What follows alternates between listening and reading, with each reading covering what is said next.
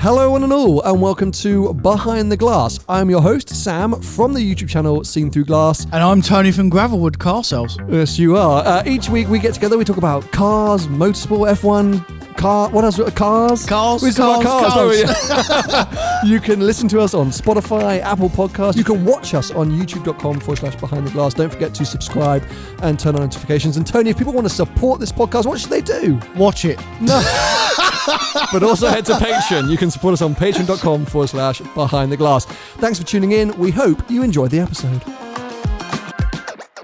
I'm so excited for this chat, but I am feeling a little worse for wear today. Last night was the Jaguar Land Rover Christmas party, which followed, for me, like 3.5 weeks on the road. I'm a little bit jet lagged from Abu Dhabi. I'm just feeling it. Can we just take it a bit easy on me today? Yeah. Because you've got a slightly mischievous look on your face where I feel like you're just really excited to wind me up about the conversation we're about to have. And I'm not sure I'm ready for it. Okay. You do look a bit tired, Yeah, actually. I feel And even really in your tired. voice, like, you just feel like a bit... like someone trying to push start a larder. You know what I mean? Like, you just don't feel right. I can see, mate. It's like, a cold day in a cater room and just, we're not quite getting there. But, it's fine. And I'm going to get G'd up because, oh my God, what a conversation we're about to have. I'm so sorry for those of you that aren't involved or don't like F1 because, well, the next serious chunk of this episode is, of course, going to be dedicated to talking about the end of the Formula One season, the Abu Dhabi Grand Prix. And I think it's fairly relevant because, one, we ain't got a great deal to talk about today. not a lot else is going on at the minute. And secondly, if you've got something in between your ears, everyone was watching the F1 on Sunday. One of the highest viewed races in years. I mean, it's all over the news. I think, as I say, even if you're not a fan or you didn't watch it, you are aware of maybe what happened. Yeah. And it was so controversial that we've got to discuss it. And if you are a fan of the After the Checkered Flag podcast, couldn't do that this week because Paul Wallace apparently is busy, in inverted commas. It's the first time he's ever been busy in his entire life. Unbelievable. So I thought, well, you snooze, you lose, Paul. Yeah. And we're making the main podcast going to be F1 related. So you got the 18 this week. Yeah, I got the 18. People are probably going, thank God. God, that guy's been on the show a bit too much recently. 2 episodes back to back with Paul. Not many people could bear that. But he will be back next week because we will still be doing the 2021 season review on After the Checkered Flag, looking back at the entire season. But Tony and I, we have discussed this a bit, but we actually haven't really, you and I, discussed it directly. Well, we haven't had a conversation because you've not been here, but No. but yeah, we've been hot on the group for sure. The WhatsApp chat has been lit. Yeah. So, just to recap, just in case you didn't know what happened, at the weekend, Max Verstappen won his first World Drivers' Championship in Abu Dhabi in very controversial circumstances. And when I say controversial, what I mean is the final race result, because I don't think it was controversial necessarily that he won a World Championship. There was a huge possibility, strong chance that he was going to do that given the year that he had. But the way it all unraveled and unfolded on Sunday night was controversial. For sure. And on paper, going up to that last race of the season, he was better on paper throughout the year. Now, that can obviously come down to the better car, as in we know the last 3 or 4 races the Mercedes has been better or as good. But over the course of the year, the Red Bull car has been the best car. So, and as we know in seasons gone by, as the general public always say, that if you've got the best car, you're going to win. I don't always necessarily agree with that, because when you look at the rest of the field and when you look at Lewis and Max throughout the rest of the field, the example from the weekend is after 25 laps, they're both 20 seconds ahead of everyone else. That's not the car. That's them. They're just both extraordinary. But when you look statistically, Max going into that race was a deserved champion. Yes. So before we move on, I'll just pick up on one thing. I agree with what you're saying. So they were in the 2 best cars, but they are infinitely better than their teammates in the sense where it's not just the car that makes them so special. That they are 25 seconds ahead of their teammates, not just the rest of the field. No. They're both dominating their teammates, which, they're special in the most special cars. But, okay, so yes, let's review. We're, 3 days after the race now? Yeah. It's calmed down a little bit. Calm down a bit, but where's your head at with the whole situation? We're going to analyse it massively, but just as a sort of gut feeling now, are you like, it is what it is, Lewis was robbed, I don't think Max should have had it? Like, where's your head at? So, first of all, massive congratulations to Max Verstappen. He deserved to win the championship for sure. As we said, going into the last race, they both deserved it, mate. They're level on points. But on the day, the best man didn't win. It's as simple as that. Now, we can all have reasons as to why the best man didn't win, and we're going to talk about why we think the best man didn't win. But at the end of the day, they said, I've heard people say, well, it's not about one race, it's a 21 race season or 22 race season. But that's correct. But going into Abu Dhabi, they were tied. They were absolutely tied. So, yeah, it is over a 22 race season. You don't win a championship in one race, correct. But this was down to one race. They were absolutely neck and neck. So it's like having a penalty shootout. It had to come down to this race because that was what it was. So, listen, I'm not sure Lewis was robbed. The rules are the rules, 100%. They are the rules. What does me in is what I can't quite get round my head with F1, and I'm nowhere near as specialist as I don't know the rules as much as you. I think I know, but one rule can overrule another rule, which is really peculiar, and the race director, the referee, can change his mind whenever he feels like it, apparently. And in any other sport, that is not a thing. In football, huge football fan, that is not a thing. You can't have a football team 3-0 up with 94 minutes on the clock and it's a 95-minute game, and then the referee blows up because he's getting some grief from the manager because he's 3-0 down to say, well, hold on a minute, I'm going to give the next team a penalty. If you score that penalty, you're going to win the game. Because that is basically what happened. If you cut round and compare football to F1, that's what happened, mate. So that's why I think the best man lost. Yes, so I'm going to unsurprisingly agree with you in some ways here. Like, you're right. They went into the race tied, right? This was the decider. One of them had to win. One of them had to deliver a result and win. For, 50 of the 58 laps or more? Hamilton was that better man. 53. 53 of the 58 laps, Hamilton was that better man. Whoever you're a fan of, you have to stand up and admit that and realise that. There were shots of the crowds. I mean, I was there. Every single Verstappen fan was disheartened. Christian Horner was on the radio saying, he needs a miracle. Like, it's over. Hamilton has been able to dominate this race. And he did, as we've seen for the last 4 or 5 races. Hamilton has stepped up to that upper plane that he needed to and delivered. Now, a lot of people have said, oh, well, this is, not revenge, but it's luck. A lot of luck is involved in Formula One and in sport in general. And there have been moments throughout the season where luck has been against Max or for Max. And heck, if Max hadn't had a tyre blowout in Azerbaijan, then he would have had more points. Heck, if Lewis hadn't left his front nose in at Silverstone, Max, so there's a lot of things like that. But for me, this wasn't luck. A safety car, of course, is 100% a turn of the tables. We've seen it in many races, totally fine. The issue that I specifically had and do have is what you just said. The referee, Michael Massey, chose the winner not only of the race, but of the championship. Because what he did was knowingly create a situation where Max Verstappen was going to win. There was no outcome starting the race with 1 lap, with Hamilton on 38 lap old tyres and Verstappen on 3 lap old tyres, that Verstappen was not going to get past. Correct. So by doing the situation that he did, which was manipulating the rules or sort of deciding what rules to interpret to allow racing to happen again between the main title contenders, was choosing Verstappen as the victor. There's no way, I think he might say, oh, but there was a chance. And I've seen a few arguments like that. If they ended behind the safety car, Hamilton was champion no matter what. Correct. If they restarted the race... And deservedly so, by the way. If that's the way based on the race, ended, sure. Correct. But by restarting the race, there was a very strong chance that Verstappen would overtake and win, but it wasn't a guarantee. And that's theoretically Massey's point of view, is that if I restart the race, it is a race.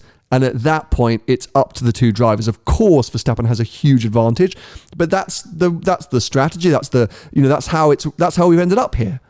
And I sort of get that logic, but as an F1 fan, as a sport fan, I don't. That's a disaster. Because it's purely for the TV spectacle. That's exactly why it was done. They had, and unfortunately, F1, football, all these big elite sports, they are all a business. They had record people watching it. They could not end the race, in my opinion, under a safety car. That's boring. The curtain closer of one of the most best seasons we've ever seen in racing, it is ended on a safety car. So what can we do to make it this real spectacle? And actually, do you know what? And I only say this because he changed his mind. I think there was some influence, not just from the teams. I honestly think there was some influence from upstairs. You get this race. This is a race. We're going to get this underway. Sod the rules. We're going to throw the rules out there, because the rules were applied, but not to the full. There wasn't applied, because if they'd have been applied to the full under normal circumstances, the race finishes on a safety car. Lewis is champion. And Lewis would have been a worthy champion. You know, he's not been in the best car all year. It's actually, he's not won the most races. He's not led the most I don't laps. think he would have been any more worthy than Max Absolutely as a champion. Not. No. I don't, yeah, sorry, go on. I agree, mate. Yeah. Whoever won the race was worthy because of the statistics that they threw up throughout the year. And actually, on paper, Max was more worthy than Lewis. Sure. Because on paper, he dominated the championship. Agreed. But because of Lewis's greatness and the way he behaves and the way he drives, he's managed in a worse car throughout the year, not the last 4 races, but throughout the year. Statistics will tell you that, because Max, most fastest laps, most Grand Prix win, most podiums, most laps read. Most pole positions. That normally tells you that he's had the best car, you know, because in previous seasons, don't forget, Max has been in F1 6 years now. Yeah, something like that. He's never got near Lewis. So over a championship. Yeah, it's the first time that he's had a car competitive enough to challenge for the championship. Correct. Yeah. And that's fair. So you give him a competitive car, he keeps with Lewis, but Lewis didn't have as a competitive car as the Red Bull. But what I'm saying is, in normal circumstances, Lewis in the dominant car wins the championship by 150 points. Mm-hmm. He's lost this championship in not the dominant car by 8 points. Yeah, but without us sitting here and sort of putting Lewis on too high a pedestal, I think, you know, as you say, Max was the better driver throughout the year. Max was the better, more consistent, higher scoring driver. And yes, Red Bull may have had an advantage, but it was minuscule. You know, over the season, Red Bull may have had slightly faster car, but fundamentally, I think Max performed a better season, which is why, as a Hamilton fan, there is absolutely no part of me which is like, I don't think Verstappen deserved that championship. No, he did. What frustrates me is it was a manipulated result, which is what Lewis said, in the sense where we got to the end of that race, and you're right, if the rules had been followed through like they are written, Hamilton should have won under a safety car. Now, I don't think many Verstappen fans could have complained at that point, because Hamilton had dominated the race. So when Verstappen pitted under the virtual safety car, right, and he came out, and I think he had 16 or 17 or 18 seconds to make up. Correct. Over a certain amount of laps. I was like, oh my God, now I'm worried. Like, I'm genuinely worried. So I went inside. I was out watching on the terrace, and then when that happened, I went inside because I wanted to see the data. I was like, I need to know what's going on. And I was watching sector by sector, Hamilton and Verstappen. Yeah. And the first couple of laps were scary. I think he took 7 or 8 tenths out. Yeah. I was sitting next to a great guy, super knowledgeable, went to his first race in 1968, so he knew everything. And we were looking at it, and suddenly it boiled down to a couple of tenths. Each lap was maybe a couple of tenths. Lewis stepped it up. Then Lewis has started to match him. Then at times Lewis was faster in certain sectors, and it was like, oh my God, it's not going to happen. Like, he was getting the fastest lap, mate. A lap like 35, Lewis on older tyres was getting fastest lap. so it was leveling out around 11 seconds. Yeah. So Verstappen wasn't going to catch him. That is the simple truth. Without the safety car, Verstappen wouldn't have caught Lewis. So We know that by Christian Horner coming on the radio. saying we need a miracle. You know. Bring in Latifi. but therefore, I think if it had finished under a safety car, whilst the spectacle wouldn't have been there, I think everyone would have gone, well, yeah, Hamilton did it. He won the race. And so that's where the frustration lies. And I think even Verstappen fans, as joyous as they are, must realise that. But I think because of the season we've had, the angst, the anger, the controversy throughout the year, and the amount of times that Verstappen fans have felt cheated by Hamilton, or that the luck's gone Hamilton's way, or whatever that might be, I think a lot of them, including Alonso, are like, haha, there you go, we're all even now. Now, you deserved a bit of bad luck, Lewis. Now you got it, Max is champion.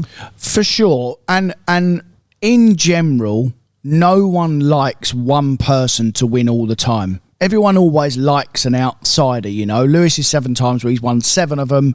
He's statistically the greatest driver ever. Other people will have other opinions. But what I don't like, why people don't like Lewis, is they don't appreciate how good he is as a sportsman. They take his personality and his demeanour into consideration, and I do, but I separate them.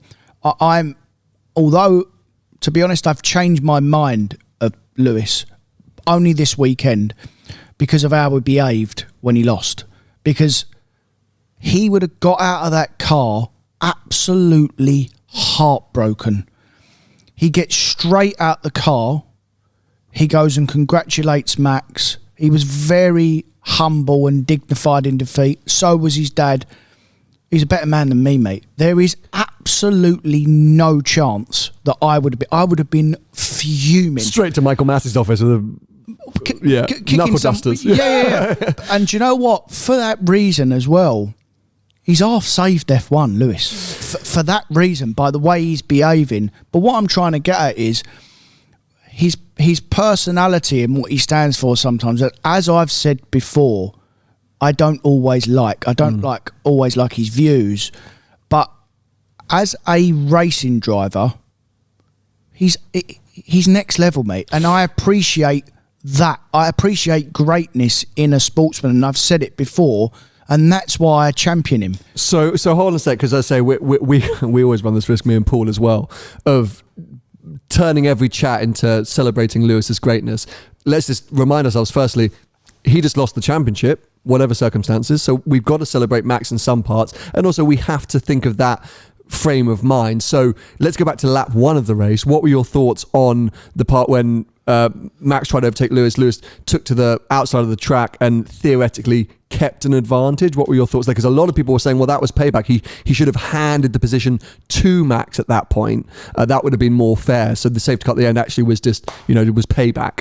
Well, yes. So first of all, Max should have got off the line before him and driven off because he was on softer tyres and he was in pole position.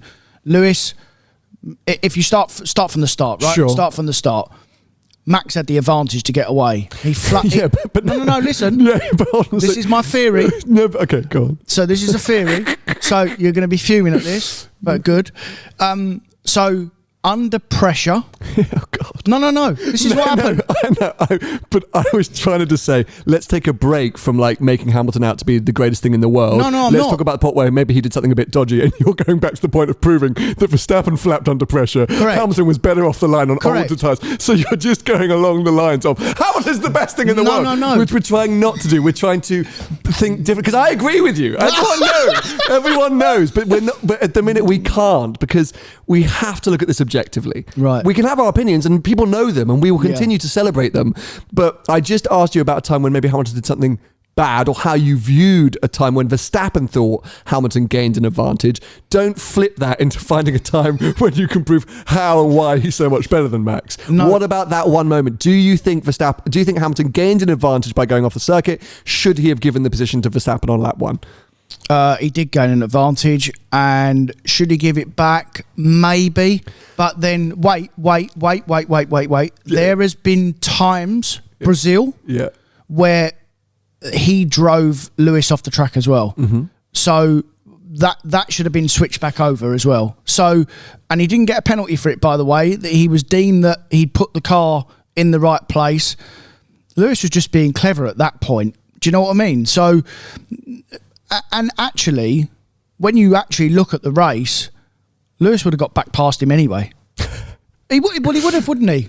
You would suggest, or they crash. Yeah, based on pace. I think what I'll say, and again, I'm trying to be on Verstappen's side, but I'm not going to be right now. Trying to play devil's advocate. No, but I'm not right now, because the big thing was, Hamilton should have given the position back. He never lost the position. He didn't. You can't, as a racing driver, brake so late that you're not going to make the corner, barge or expect the other driver to move out the way.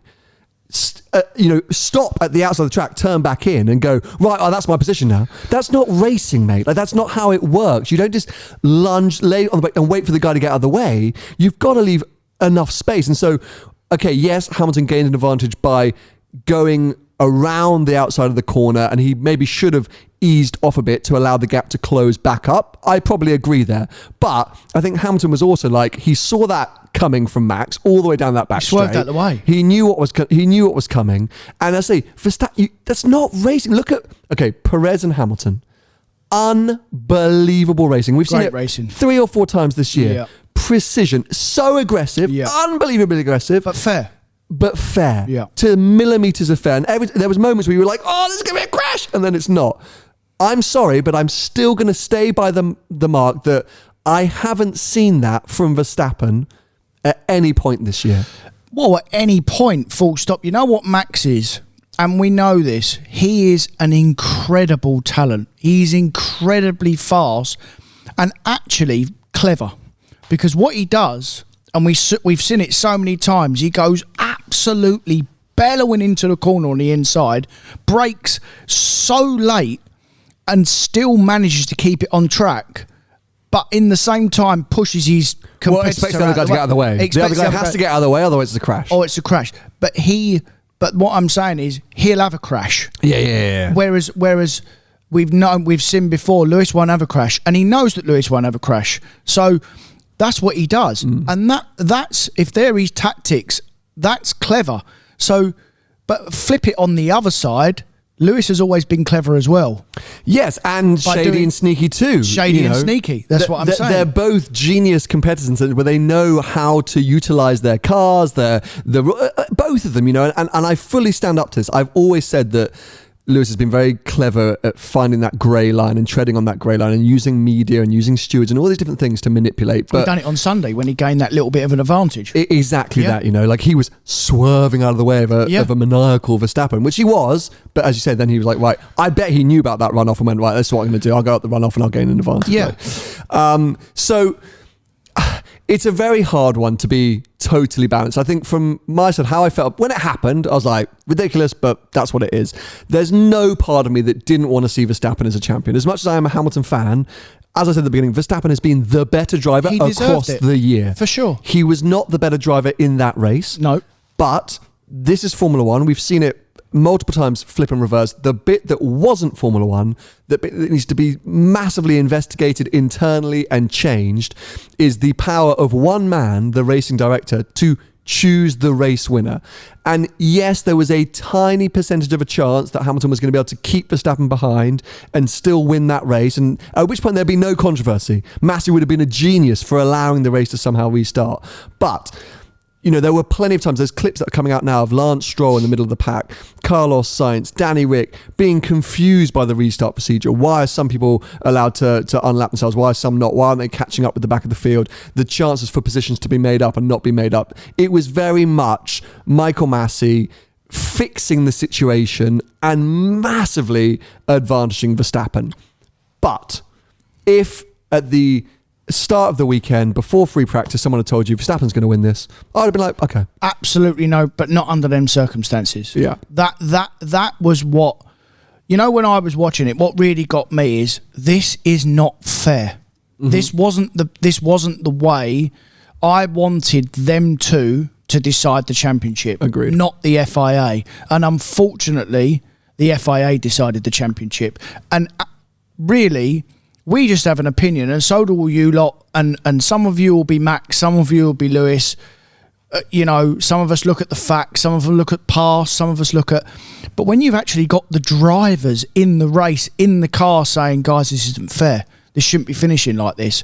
And we know that Seitz, Vettel, Ricciardo didn't know what was going on. He's one of Verstappen's best mates. Stroll, Russell come out publicly. We know why he come out publicly, because he's going to Mercedes. But come out publicly.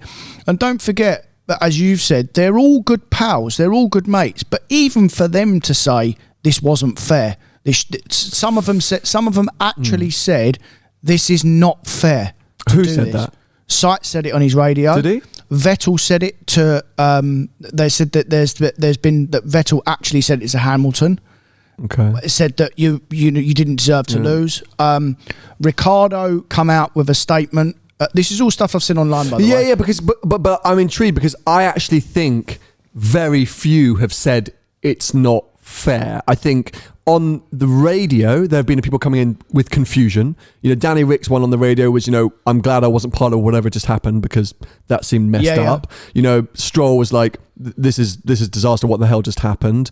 Vettel again was like, that didn't make a lot of sense to me. But apart from Russell, I actually don't think, Alonso's come out being like, haha, payback. He was aggressively, he hates Lewis. Yeah. So I actually think most of the drivers were firstly ecstatic to see Max win, because they are all mates with him. Of course. I think very few came out to say, that doesn't add up to me, that's not right. Actually most of them towed the party line.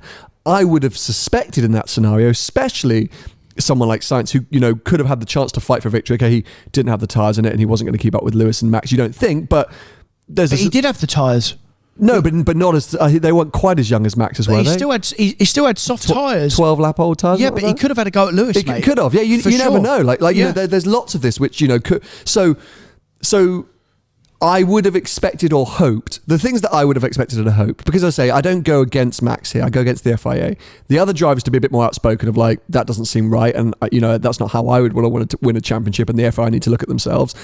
The only thing that I was hoping from Max, which, look, caught up in the emotion. Could you imagine the depression of lap 53 or whatever it was, lap 50? It's gone. It's over. I haven't got an answer for this. He's driving his heart out. Driving his heart out, but just can't. And then it's all flip, the emotion, the rush. But if, Hamilton was able to go and shake his hand in that moment of despair, I would have liked Max to say, look, if I'm honest, this isn't how I would have wanted to win the championship. Lewis beat me to always the better driver today, but it's been my season. I feel like I've performed better across the season. I'm super happy, but I feel sorry for Lewis. I would have liked that. He didn't need to do it. There's no part of but I just, to enamor me, is it enamor? To allow me to have more empathy or appreciation for Max in that moment, I think that would have been quite a gentlemanly thing to have said or done. He didn't do it. That's fine. That's just who he is. But surely, even fucking Christian Horner, they must have all realised that what had happened was contrived. Yes, there was lots of payback, and this is sport, and there have been plenty of times where decisions have gone one way or the other through this year, but that particular moment really did spin things 95% in their favour, and it wasn't that authentic, that no one in the Red Bull camp went, we do feel sorry for Lewis. That probably wasn't the way that we were hoping to win the championship, but we've done it. Who cares? Yeah, and I do agree that with an extent, but don't forget Max is young as well. He's going to learn. Lewis has been in the sport a long time, as has Vettel, and they have become real gentlemen of the sport. Obviously, you've met Vettel; he's class. Do you know what I mean? So. Max will probably learn. He's still young, mate. He's fair. 24. And it was his first championship, and it happened. I don't know. I get it, the emotions, but in that moment of Lewis coming out before the interviews to shake his hand, it's just something that I would have liked to have seen. I think you see it in tennis all the time, right? Tennis is brilliant at that.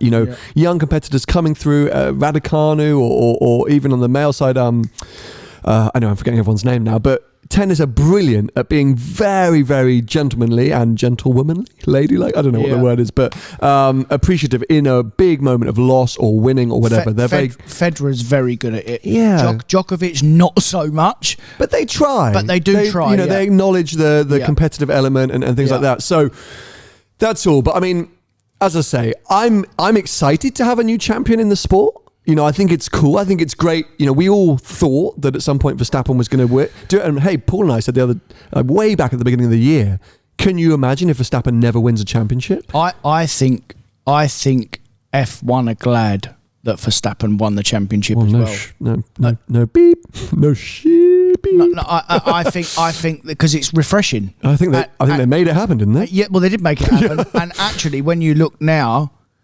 Verstappen, if he continues the way we think he's going to continue, he will be the poster boy of F1. Of course. So, you know, we've got all these other new drivers coming through, and obviously Russell's going to be quick next year, and hopefully Norris gets a good car, he'll be quick. Mate, can we talk about Sainz? Flipping. I mean, he beat Leclerc. In the championship, he's beat Leclerc. I mean, that is incredible, because people... included. That's why I'm slightly sweating now. Yeah, you absolutely bang on the drum of how good Leclerc is. He's had an awful year, though. Shocking year.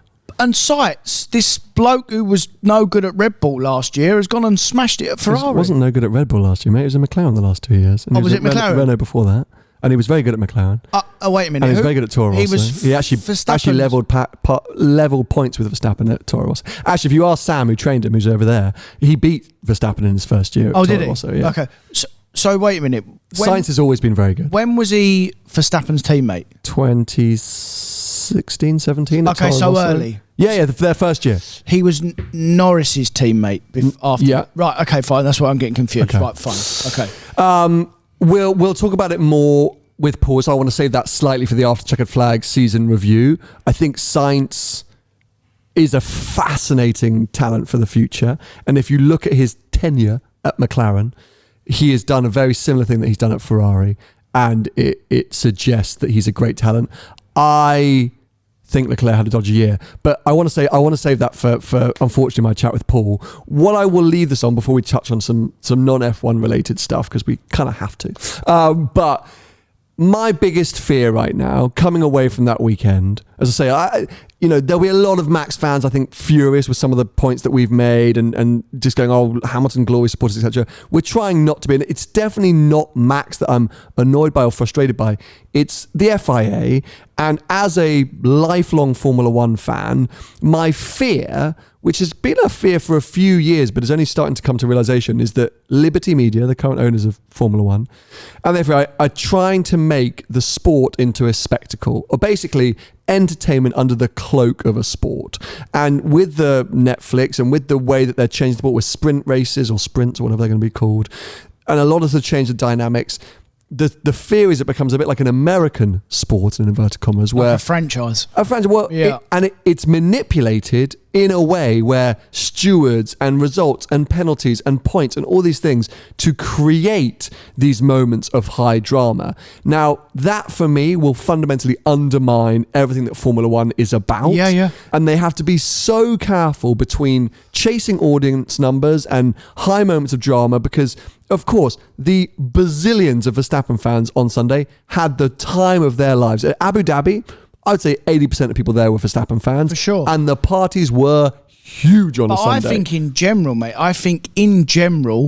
everyone wanted Verstappen to win. You know, unless you were a die-hard Lewis fan, everyone, even the neutral, wanted Max to win. Because it's refreshing. Because one, it's refreshing, and two, no one likes, in general, a serial winner. For sure. Yeah, it's like, he wasn't the underdog, Max, but it's like that sort of theory, isn't it? Of like, so I got that, but Formula One have to be careful that they allow the sport to be the sport and not manipulate it in a false or disingenuine way. Look, over the years, through the Schumacher dominance, through Williams dominance, through various different eras, they've changed the rules every now and again to try and pull certain teams back, to take advantages away from certain teams, to try and level the playing field.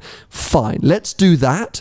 And, Bernie Ecclestone was great at sort of moving the chess pieces of putting drivers in certain cars and helping fund certain situations. That's the way to do it, not by what we've seen throughout this year, having a race director who is permanently trying to create these moments of jeopardy or manipulate the results by handing Hamilton outrageous penalties or not handing Hamilton penalties or handing Verstappen penalties and not handing Verstappen penalties. I say there has to be consistency, because people will come and look at that sport and go, I don't understand, I don't get it. Because if at the first race next year, something happens and it's different to what's happened in Abu Dhabi. So we have a safety car, or, Lewis pushes Max wide, or Max pushes Lewis wide, and there's not the same, people are going to be like, oh, but what? Like, I don't get it. Last race I saw at the end of last year, they had this, and now that's not the case. So, yeah. There's a couple of things that really need to change, and if I compare it with other elite sports, is that the rules need to be consistent. You cannot have the referee being influenced or shouted at by the manager or the boss. That take that away. That is a joke, mate. That rule is a joke. The next thing as well, which is a bit of a joke, and it's a circus, which if that's what they want it to be, no problem, but you are going to lose viewers and fans, is the referee, the head of the FIA, making the rules up and changing them as he feels. Now, that's not elite sport. That is just, well, let's make it like this because this will actually be a bit more spectacle and a bit more entertaining. Like we saw that in Saudi Arabia, the race before, where they started it 3 times. He's bartering with the managers. Yeah. Like, do you want to do this, or do you want to do that, or it's going to go this? No, take that away. These are the rules. It's yes or no. We're not talking to that you're not talking to the manager, because that happens in no other sport. Well, because it's like, World Cup final. You can't imagine the referee going, right, you're either going to get a yellow card and a penalty, or it's a red card and he's off. You decide. They're the rules. It's either, you can't just one or the other. And in elite sport, because it is elite sport, you have to have a yes or a no, and not just for us, for the drivers, mate, because we're talking about Lewis and Max, and the experts say that these two are two of the greatest drivers of all time in the way that they behave. And I mean, it is hard to judge from you're a big Schumacher fan and whatnot. It is hard to different generations, but of the generation, they are the best two. They get pissed off with it as well. Of course. As in, it's not then about them and their talent. It becomes about the show, essentially. So it's like a soap opera. I mean, that's not right, is it? Not in elite sport. That cannot happen. If you want to watch a soap opera, go and watch EastEnders. Only thing is, it has happened in Formula One forever.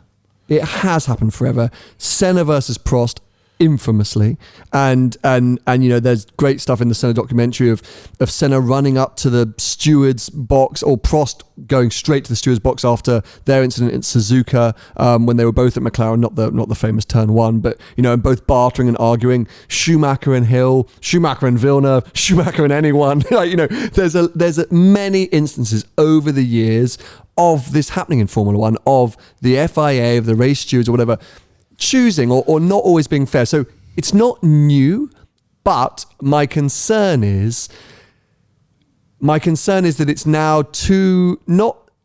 I don't know why it feels different now, and it does feel different. And I think even those who are involved in Formula One note that it's different. It's got a slightly different feel to it.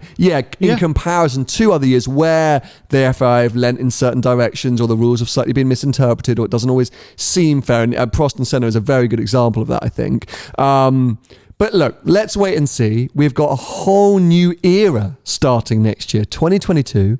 We've got George Russell coming in at Mercedes. Could be a big revelation or a disaster. Who knows? It'd be quick. Of course. Yeah. But so we've got a lot of opportunities, and we've got a new champion, and that has to be exciting. Celebrated. And as I say, if the race hadn't run the way it was and Verstappen had just gone and won it, I think we'd all be very excited. Even as Hamilton fans, it would have been like, great, he smashed it. He went and won the race. It feels slightly, the taste on the tongue isn't quite right. Yeah, like we said, it's just not fair. It wasn't fair the way it ended. And like I said, we're talking about the drivers. This isn't about the drivers. It's not about them at all. It was decided by a governing body. Well, by Michael Massey. Yeah. Anyway, let's leave off this episode with a little bit of car chat because this is not after the checkered flag. No. This is behind the glass. And we're supposed to be talking about cars and we haven't really done that. But I get the feeling based on a lot of comments I've been receiving, people did want us to do this discussion. To say something, yeah. So hopefully you haven't all switched off. Maybe this is going to be the worst performing episode we've ever done. Let's get into some cars. What's been going on in your world? What cars have come and gone? What have you been experiencing? Well, nothing gone. No, of course. It's quiet. I mean, Really? it is quiet time of year anyway now. But not a great deal, mate. You've rocked up in a very nice Range Rover today. New shape Range Rover, yeah. Well, Not new, but the last facelift. Last of the facelift, yeah. Nice little wafter. So Lovely. that'll do me for This time of knocking year, around. it's very nice. Again, I have got some lovely cars at the minute, and Are you looking for more stock? Not so much. Not so Okay, much. so if you want to buy something, if your Christmas presents aren't what you want them to be, and you think, you know what I could do with? A car. a new one, Give Tony a call. a Larry one, Maybe a Stelvio Quadrifoglio. Still got that? I've got someone on that. Oh, do you? I do, yeah. Oh my God. Okay. Well, that will be gone, but there'll be something else in there. Yeah, for you. there'll be loads of it. Well, speaking of Stelvio Quadrifolios, let's chat bought about one? No, let's chat about my next daily. I need to update a lot of people on a lot of things. Something very exciting in the hunt for my next daily is happening next week. I think that video is going to come out on the main channel maybe on Christmas Day, or no, maybe around Christmas. You know what's happened the last few weeks as well? Go on. Every time I've posted a car that's like something sports, or you just get taken. Yeah, I've just seen it. It's horrific. But I think it's kind of amazing though, because the audience are really helping me like whittle through options, but also like anything that, as you say, has like 4 seats and 4 doors. People are like, I'll see if it goes. And fast. Yeah. So, unknown to the audience, here we go, big reveal. I went and test drove an Alpina B3 Touring, the beautiful green and tan car that was down at DK Engineering. Oh, well, I know about that. So, yes, I was like, this is going to be really interesting. Firstly, stunning. And I thought, you know what? There's a lot of reasons why this could be great. It's basically an X3, the car that I love. It's got Tell me a lot of reasons. Well, okay. There ain't a lot. Oh, there are tons. So I don't think there's a lot. I've been saying over and over again, the X3 M40i is actually perfect, right? Like it's so hard to replace because it's so good. It's just a bit boring. So the 3 Series Touring is a better looking version of that same package. It's an estate car, which fundamentally I get a little bit more excited about anyway, even just from a visual point of view. It's green. This particular car, green with tan. Alpina was quirky in the sense where it was a little bit different, a little bit like out there, but also theoretically the cars are built towards me because yes, they're about performance, but they're about luxury, right? They're supposed to be long distance wafters. They increase theoretically comfort, more leather, lower down torque response. So I was like, okay, so I'm getting basically M3 performance because it's the new M3 engine, but with a sort of much wider torque band, with loads of nice leather, loads of plush, great spec, a car that I love, pan with I was like, okay, so it's shifting a little sideways, but in a really good way. Went to drive it. 2 things that shocked me. Firstly, my God, are they expensive? So I think that car was up at, how much did DK have it up at? 80 grand, maybe 75, 80 grand. I can't even remember how much they had it up. Finance wise, we're talking like 1,200 quid a month because of depreciation. Oh my God, yes, because there's no real history for Alpinas. No. Like no one knows what their residual value is. So that's a chunk. I'm paying 400 quid a month for the X3. I mean that's a chunk of cash more for essentially the same car. And then all of this stuff about comfort. So it's got a Comfort Plus setting in the Alpina, which the normal 3 Series Touring don't have. Wasn't that comfortable? No. Over some potholes, I'm going to coin one of your phrases now, crashy. Was it? It was crashy. And I was really like, And look, every time I got out of it, I went to take photos and I was like, this thing is stunning.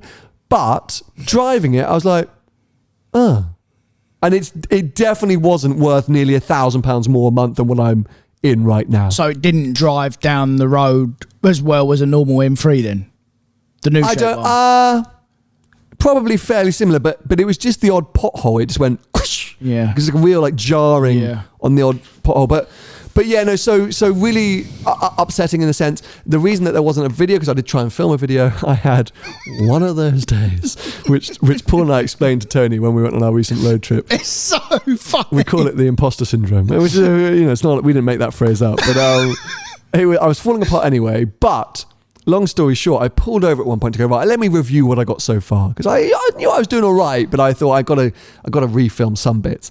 And I went to get the SD card out of the GoPro to plug it into my laptop to review the footage, and I plugged it, and it flew out at like 400 miles an hour. Really? And they're micro SD cards. Gone.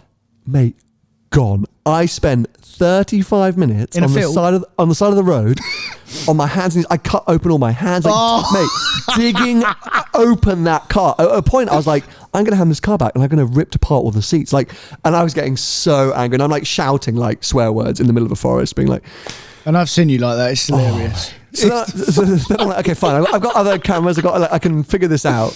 At that point, I could not figure it out. Like, the light is fading. I'm like tripping over my words. I'm running out of batteries. So I went, screw it. It's not meant to be. Thank you very much, DK. You're probably never going to invite me back. But disaster. They're still looking for that. I think the car's sold now, so they've probably given up. If you've bought an Alpina B3 recently from DK Engineering and you find an SD card, please get in touch, because I actually lost 2 other videos. I lost my final 2 videos from the Ferrari road trip. Oh, yeah, no. It made proper disaster. So wait a minute.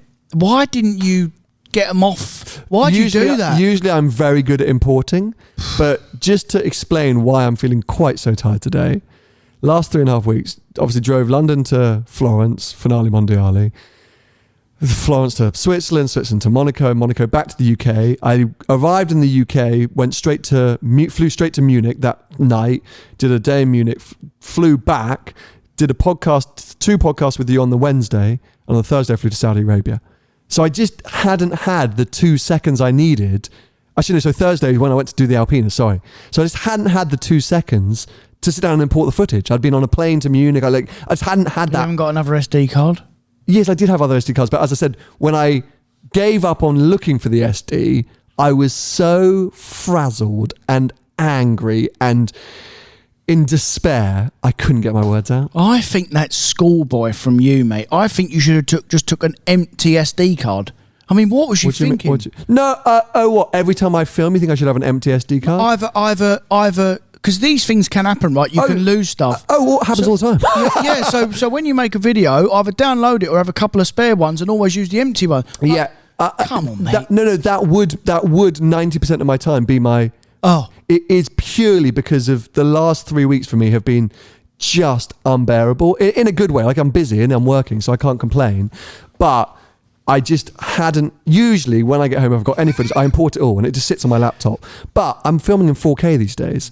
Okay, so is that good? If I have 3 videos on my laptop, that's my laptop dead. Oh. Like, the amount of size of the files. Oh, fair. So that's another thing, I'm not going to bore you with it. And I like it. And F you for being like, oh, it's your fault.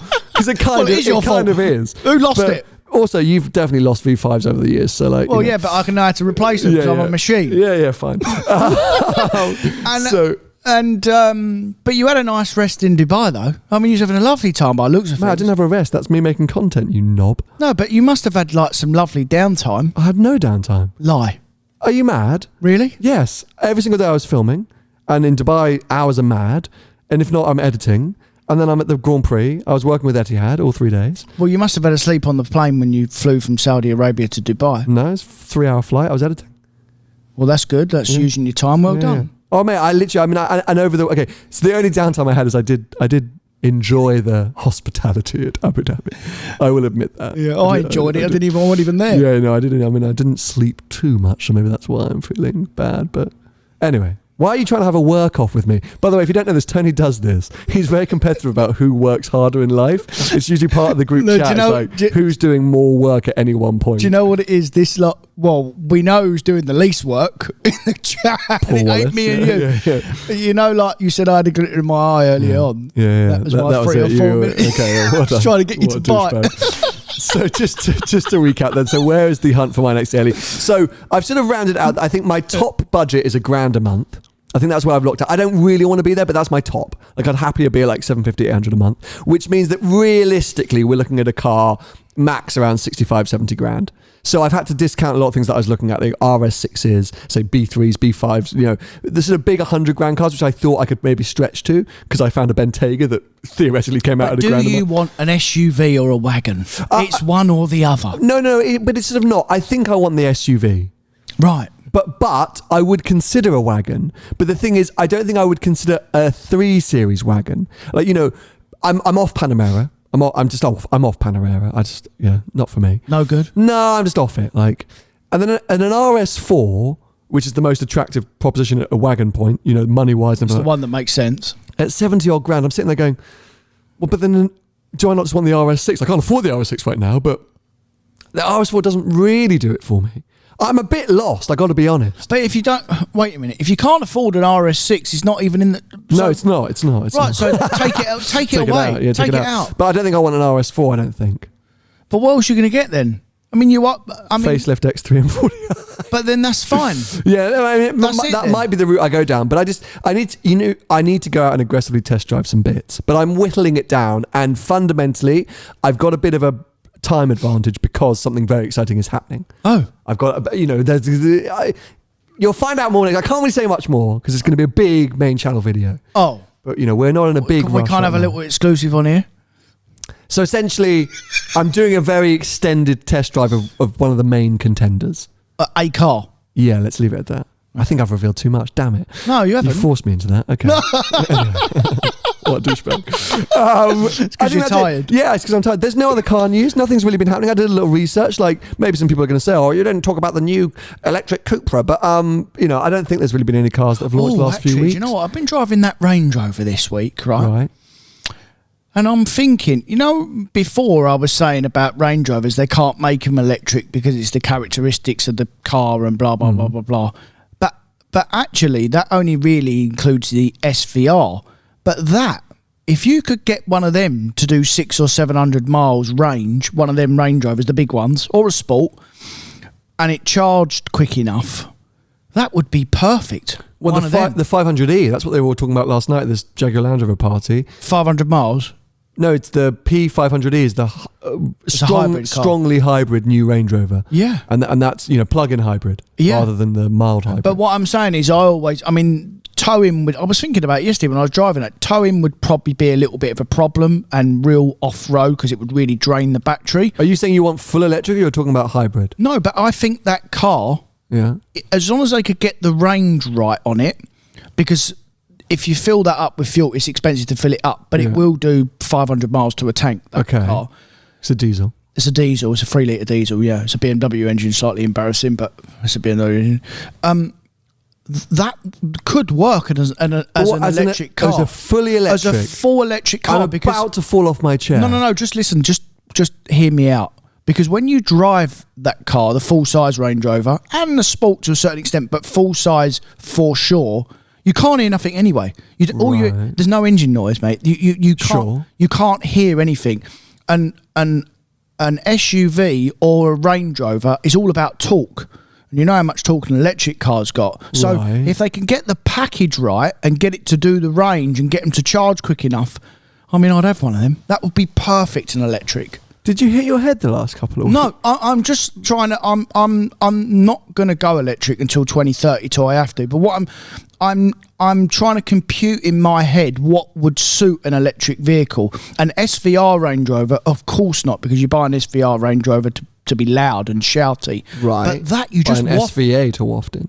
But you just literally just cruise around in that car, mate. It would be perfect as an electric car if it worked. Right. It's got to work. My brain is too tired to compute the fact that you're telling me you're excited by the idea of, firstly, an electric car, because I think this is the first time you've ever talked about an electric car like this. Secondly, a Range Rover, which you like, and you're talking about, oh, well, you know, if it could do 500 miles, yeah, you'd have one. Well, where are you going to charge it? At work. Or at home. What if you've got to drive to Leeds to pick up a car? Well, don't take Range Rover and go on a train. You're joking. Well, fair, but these are the things that you'd say to me. Like, no. Why not get a Taycan then? Because it doesn't do 500 miles. It does 200. It does about 180 in this weather. Yeah, fair point. So, but what I'm saying is, if you could definitely get one to do 500 or 600 miles, which is what you get out of a tank of fuel, and you could get the electric in it quick enough to charge it back up, I'd go and buy one tomorrow. Okay. Because, mate, it's not about the emotion and it's about the luxury, and you don't hear that car. It's just beautiful. You just sit. I mean, I'm nearly asleep. I mean, well, you know, the new one's got this aggressive noise cancelling, so you won't even hear anything else. I mean, you barely hear the person next to you. But that's perfect for a Range Rover. It's not perfect for a McLaren or. Isn't this what I've been saying all year, though? That like the sort of on the day-to-day levels, like the cars that you're just using on a non-exciting way, like electric makes sense, and you've just been fighting me the whole time. Yeah, because they don't do 500 or 600 miles. No, but and they take forever to charge. Yeah, okay. That's not what I'm saying. But the wafting, it's not about character and emotion. If you're just driving around, electric's fine, makes total sense theoretically. Not at the moment, though. Because of the range and the charging. Because of the range and the charging. Okay, so it's got to caveat your desire for an electric Range Rover. Yeah, it's got to make sense. Like I said, I wouldn't go out. I mean, it is coming, by the way. 2025. No, where's the first? 2024 first fully electric Range Rover. Yeah, the new one. Yeah, but we don't know what range it will do, because it's a problem for Land Rover, because they've got a towing element and an off-road element that, unlike any other SUV range. And actually, I saw a funny video the other day of a Range Rover towing a Urus out of a field. I love that. Amazing. That's the best thing I've ever seen in my life. So maybe Land Rover won't be too happy with me saying this part, but we did the off-roading course yesterday as part of the sort of the party. We did a night, super cool. You go out in these Defenders, all kitted out. The support vehicle's a Range Rover. And I was like, what does this say about, you got new Defender, Ultimate, off-road thing, but the support car's a Range Rover Sport. But they're all the same. That's what I mean. Like, that's how. It's marketing, and it's genius marketing. Yeah. But actually, 9 times out of 10, the big Range Rover is the most capable of all of them. Correct. And also, it's why I always say, in the range, if you've got children and you want an all-purpose, all-utility vehicle, buy Discovery. Yeah, fair. Because it drives like a Range Rover and does everything a Defender does inside. You can batter the hell out of it inside, and it drives nicer. Yeah. Maybe I should get a Discovery. We ain't got children. Not yet. We've only got Twiggy. Twiggy's like a child to me. Anyway, we will round out this week's episode. We will be back with you next week for our final episode of the year, which is going to be our summary of 2021. So we would love to hear your thoughts, your automotive and maybe even podcast highlights of the year. Comment below now so that next week we can pick out some of your favourite moments. Cars that have launched, episodes that we've done, live events that we've hosted, road trips, like whatever it might be. We want to hear highlights of 2021. We'll go through them and look back on the year and then G ourselves up for 2022. When we're going in, aren't we, on this podcast? We are going in. Streamline. Is that what it's called? Yeah, we're going to streamline it. I guess. Wait a minute. I'm a bit annoyed with you lot, actually, by the way. Oh. Why haven't we got... Mate, we're not going to get to 50,000 followers. No, where are we at? What's our... we might be at 47. Hold on. What are you doing? Well, you know what? I'm going to post about it now. On Instagram, because that gave us a bit of a spike last time. We're at 47.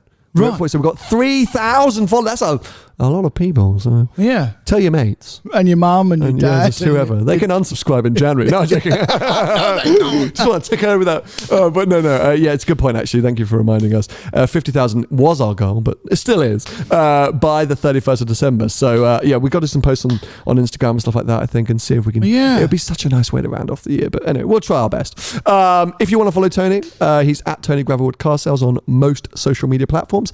I'm at Seen Through Glass on most social media platforms. And as I say, we'll be back with you next week. Bye-bye. See ya.